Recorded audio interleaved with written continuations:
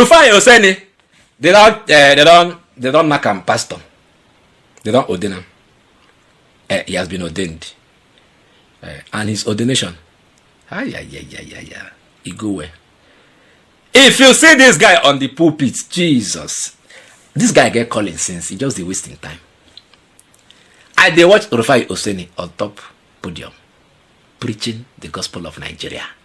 I was like, wow. Biamukim, you can even preach like this. Hey! Rufai is scattered everywhere on top pulpit. You need to see the way wearing his suit. Then on the lantern, they call that where the pastors they stand there. Lantern, I don't know how they call it. Stand there. They address the people. Preaching like, hey! This guy preach Wotoporously. The history is where the guy dig up myself. I never hear him for my life. I just hear him now. You will see, you hear about the conquest that happened between the conquest that happened when the foreigners came to Nigeria, how they were able to conquer, their strategies, how they were able to influence our leaders, how what has kept us in our position is greed. You understand? How the first elections in this country were held, what happened, what led to what, this and that. History. Take out the history from the people and they are nobody. So you will not know now how we got here. This present situation that we are in this country. Let me give you Reverend Rufai Oseni, Reverend Dr. Rufai Oseni. Make him preach now. He go preach him, he go tell you now how we got to this place. And if anything must be done, what must be done? Let us listen to Rufai Oseni and meet in the comment section and dialogue. What I give you now, Reverend Dr. Apostle Evangelist. Which other title they go with? Prophet Rufai Oseni. Let's watch. I'm going to be talking about something called the genesis of distortion. I titled it, I said the genesis of distortion. The reason why Nigeria it is today is because there's a genesis to the distortion. It didn't start today. And I'll take you back to some key dates. I'll take you back to the year 1914. The year 1914 was the year they amalgamated the Northern and the Southern Protectorate. But before then, the British had first amalgamated the Southern Protectorate. Because you see, when they came, they met us fighting ourselves. Prior to that time, we had fought the Kiriji and the Jalomi wars. So in the South, for instance, when the British came, the only thing they had to do was just to unite the warring factions. Because the Ijeshakiti Parako were fighting deep, the Oyo people and all of that. So we were fighting and we had made a lot of slaves. Most of the people that went from the Kiriji and Jalomi wars were those that went as slaves to Latin America. Those are the people that came back as what we call the Agudaos. These are the likes of the Darochas. So that's why you see that Lagos Island is filled with a lot of Brazilian architecture. They even celebrate Fanti Festival. In fact, we eat frijon in Christmas. Frijon is not native to us. It's Portuguese food. So those were the cultures they brought back. But how did we get those cultures? Because we were fighting. So they said the kingdom of God suffered violence. And when violence can take place before us. We were already fighting from hitherto. Then the British came, settled the fight, then they colonized. The first inroad of the British in what is called Lagos colony today came in the middle 1800s when two people too were fighting over the throne of Lagos, Kosoko and Akitoye. So they called in the British to come and settle fights. But you see, when you call a bigger man to come and settle fights of something that is very juicy, what do? They take it from you. So when Akitoye went aboard a ship called the HMS Prometheus on the Lagos Marina here, and he said, the British said, we don't know what you're talking about. Sign this edict that you will cede Lagos to us. So Lagos became a crown colony, and that's why in 1906 the first thing we did was the Southern Protectorate, the other fighting parts of the Yoruba parts, and Lagos colony. And that's why you see up till 1960, in fact, when we gained independence in 1960, residents full born in Lagos had the chance to either choose a British passport or a Nigerian passport. But a lot of them opted for Nigerian passport. So after that amalgamation, they started to rule over us. So guess the things they started to do to us. The first thing they did was they distorted our mindset. That's the genesis of the distortion. So they told you that your black color was never good enough. How did they do it? Indoctrinations. At first, they tell you have to go through an education system. And after the education system, they say your language was not good enough, so they taught you in English. Have you ever wondered that if we are taught mathematics in Igbo, there will have been more people with a sound understanding of mathematics than in English? So the first thing you have to do, you have to learn your colonizer's language. And when you learn your colonizer's language, they took away your identity on how to think. So they call your customs and traditions idolatry. And the last thing they did was that they set up a fight between you, because they know if you are united, then there's going to be a problem. You remember the Tower of Babel? Even our God knew the importance of unity. So what did he do? He changed the language. So they set up a fight. And it's so easy. How would they do it? They have agents. Stir up ethnic strife. Yorubas will fight Hausa, Hausas will fight Igbos and all of that. And they fan the embers. And they constantly do it. So the first genesis of distortion was the initial colonialism, and they continued. In fact, they did it up till 1959, when we had the first elections, the 12th of December. You know what they deliberately did? That election, we know who won that election. Who had more votes? The NCNC had more votes. But originally, the British had planned that it was going to be a hung parliament. You know what they call a hung parliament? A hung parliament is when there's no clear winner in a parliamentary system. So you have to form a government of national unity.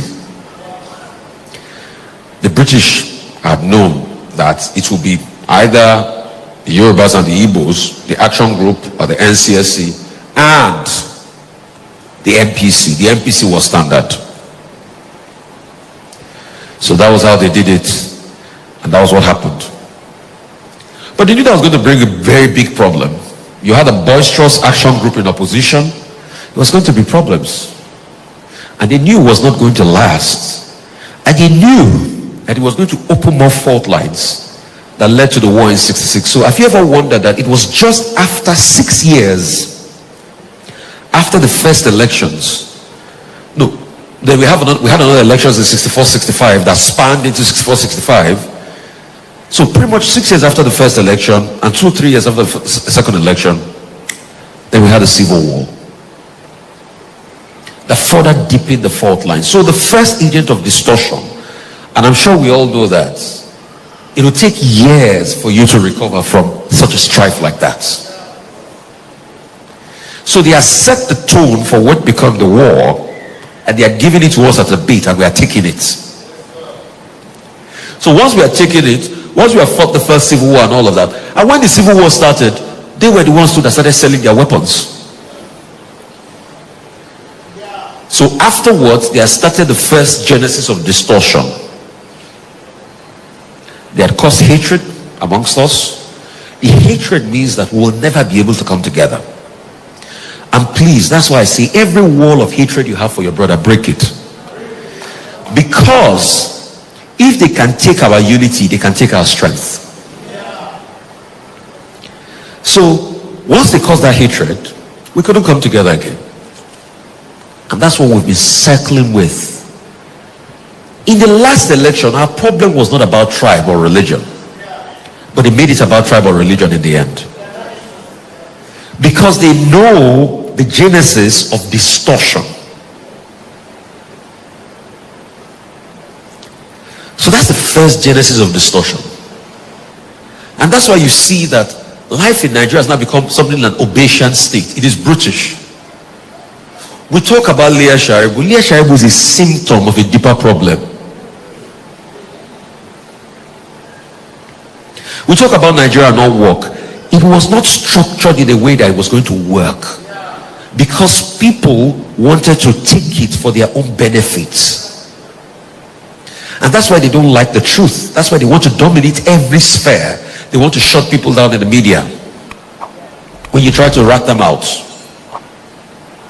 So they deliberately put all of these things in place so that these systems and these hegemonies will not make you come together or work.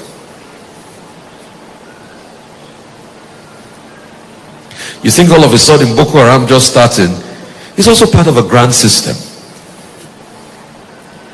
Now that we've properly destroyed parts of this country with kidnapping, insecurity and all of that, it's easy for non-state actors to roam wild. So there was a genesis to the national distortion, and they knew what they were doing. Pre-independence, post-independence. This game is so big that our politicians are just being played as a pawn in the game. But you know why it's easy to play our politicians? Because they see their greed. A nation can never grow if the leaders are greedy. A nation can never grow if the leaders are greedy.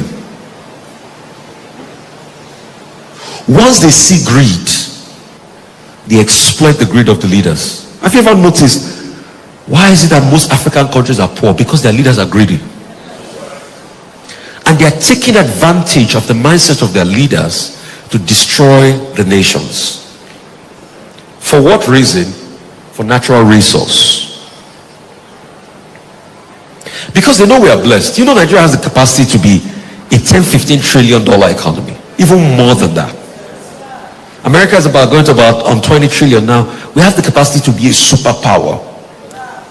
But they know we have so much resource. So the next thing they do is they target the greed of our leaders and the selfish interest of our leaders, and they pull the buckle. So our leaders are so content with them having 5-10 billion in their bank accounts, rather than the collective development of the people. I mean, look at how bad the roads are in Lagos. For Lagos that collected a lot of taxes. So it's not even about the politicians. It's about the systems that break all of us down, that create this national distortion. Even with our security system. That's why you see, it will now have different layers. They will put ethnicity in it.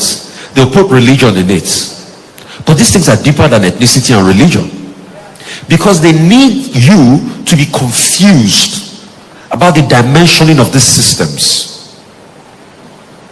They don't want you to think and know where it's coming from.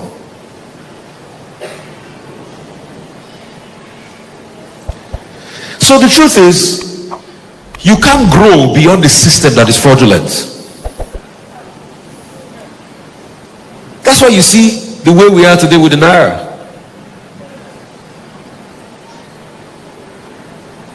All of a sudden, the Naira that used to be 1-to-1 with the dollar, look at where it is today. It's 1,004 something. When they were defending the Naira, and we kept on telling them there are no fundamentals, they thought I was joking. They said, oh, that boy is a stupid boy. Has the Naira not started rising again? For a country that is so much blessed with milk and honey, and its currency cannot be stable, you will know to a large extent that it's because the leaders are not thinking right, and they've been sucked in. So maybe sometime soon we'll defend the Naira even more, and it will go back to square one again. But please do not think the Naira will go back to where it used to be before. Except we change the systems and the mindset that makes it difficult for us not to be able to produce as a country. Except we become a productive nation. Except we now start to tackle the genesis of this national distortion. We're not going to go anywhere.